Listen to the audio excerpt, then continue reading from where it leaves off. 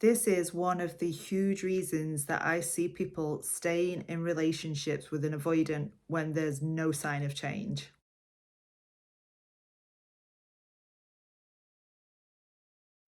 Hi, I'm Amy, and welcome to my channel. Here we discuss spirituality and psychology around relationships. I'm a certified attachment style coach. In this video, I'm going to talk about why it is that people stay so long in relationships with avoidant attachment styles when there's no sign of change. First of all, no judgment. I've done this where I've stayed in a relationship with somebody who is not changing with the hope that they might in the future. And this is one of the big reasons why I see clients do this. And the reason is the sunken cost fallacy. Now, this is a financial term. Now, I want you to see a relationship as an investment. So it's investment of your time, investment of your energy, investment of your resources. And when we can see a relationship like this, just the same as in finance, if you invest money into something, as in a resource, into something, and the sunken cost fallacy is that because you have invested so much into something, you kind of keep investing in it, hoping that it's going to pay off when it doesn't. And you've got sort of so far into the investment that you can't let it go. You can't, I suppose, cut your losses because it's the loss of the investment. So we're attached to the investment that we've put into the relationship. So in financial terms, it's kind of throwing good money after bad. So if we can relate this to relationships, which I think it does relate massively to relationships, when it is that you've invested so much time and energy and resources into a relationship that isn't working, you're going to have a really hard time letting that relationship go, because you're not just seeing it as letting go of a relationship, you're seeing it as letting go of all that time, all that energy, and all those resources that are going to go with it. You might find yourself thinking, oh my gosh, I've wasted X amount of years with this person. Oh my gosh, I've wasted this much energy on this person.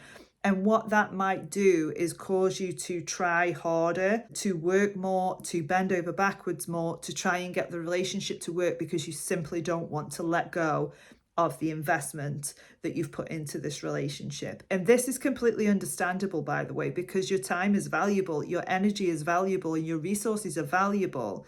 And when you're thinking about it like that was a waste of time, you are going to think, I don't want to let go of this, because what if it works? What if I let go of this relationship and this person changes? So I'm just going to keep on investing into this relationship with the hope that I'll get what I want, or that this person will change.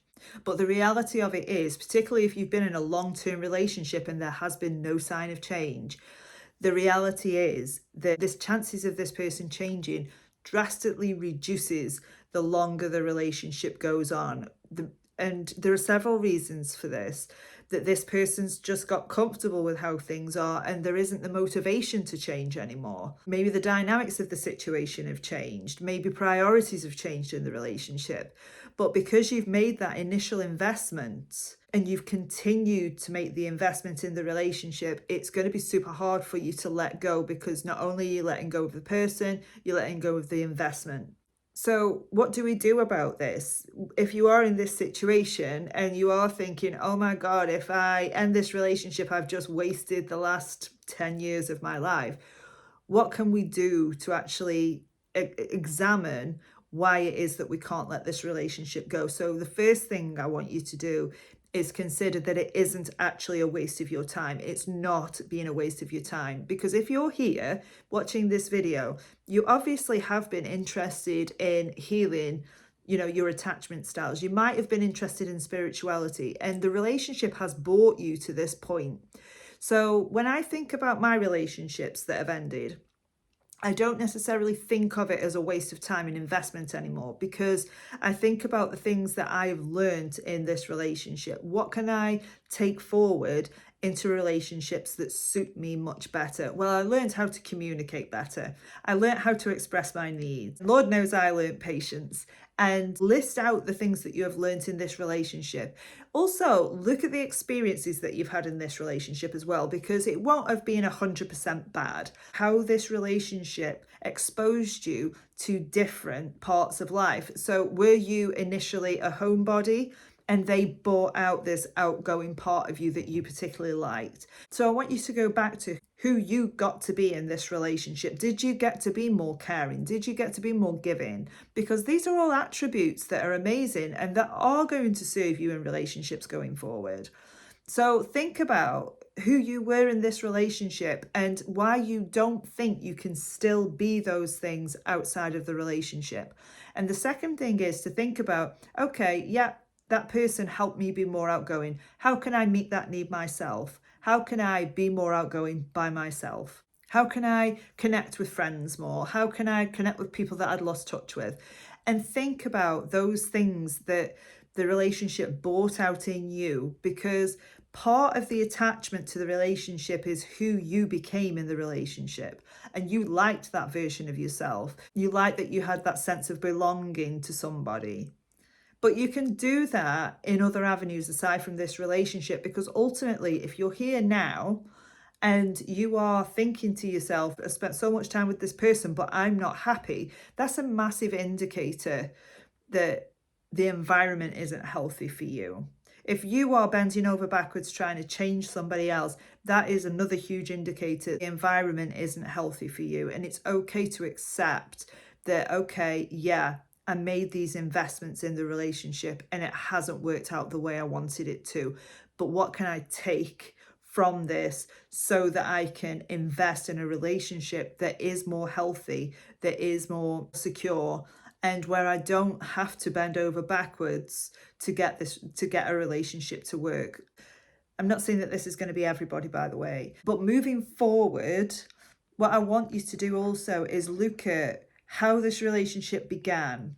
Did you overinvest too early without really knowing this person? Were you projecting a future onto this person and hoping that they would just mold to fit that?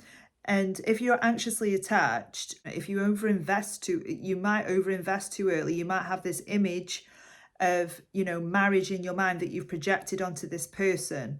And when we do that, we only choose to see the good parts of somebody. We ignore red flags. We ignore the alarm bells going off because we want to see this person as that perfect person that is in our imagination and hopefully have the outcome that is in the imagination. And what that causes us to do is really overinvest in somebody, and it makes it so that we don't vet people properly. So when you do go back out into the dating world, instead of thinking, do they want me? Turn the tables and really examine whether you want this person.